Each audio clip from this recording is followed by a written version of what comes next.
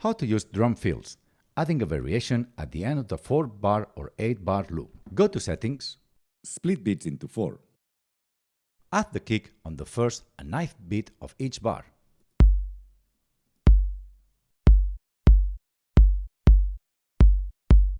And the snare on the 5th and the 13th.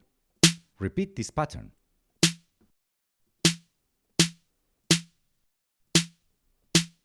To create the drum fill, you're gonna click all 4 last triangles. Let's have a listen to that.